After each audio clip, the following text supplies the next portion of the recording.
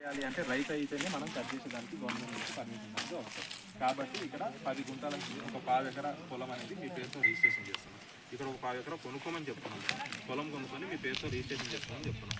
ఊర్లో ఎట్లయితే మీరు పొలాలు కొనుక్కొని మీ పేరు చేస్తున్నాం, ఊర్లో మనం ఏం చేస్తున్నాం, మనకు మన వ్యాపారాలు బాగున్నాయి, అందరం వ్యవసాయం చేయట్లేదు, మన పొలాలు ఏం చేస్తున్నాం, కౌలు తీసుకుంటాం. అట్లే ఇక్కడ మీరు పొలం కొనుక్కొని తిరిగి మా కంపెనీకి కౌలు తీయమని చెప్తున్నాం. మేము కౌలు తీసుకొని అక్కడైతే 3 నెలల పంట 6 నెలల పంట వస్తుంది.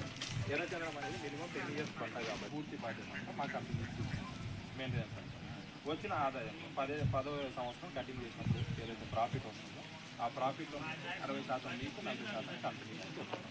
ఈ 40% కంపెనీ ఈ 10 సంవత్సరాలు మేము పెట్టుబడి పెట్టి దీని సెక్యూరిటీ మెయింటెనెన్స్ అన్ని చూస్తున్నందుకు కంపెనీ 40% భూమి మీది కాబట్టి మా మొదటి వెంచర్ కటింగ్ చేస్తున్నాం. ఇంతవరకు లీగల్గా 2015 నుంచి పట్టుకుంటే కూడా ఇప్పటికీ 9 years అయింది అంతే, ఇంకా 10 years పూర్తి అవ్వాలి.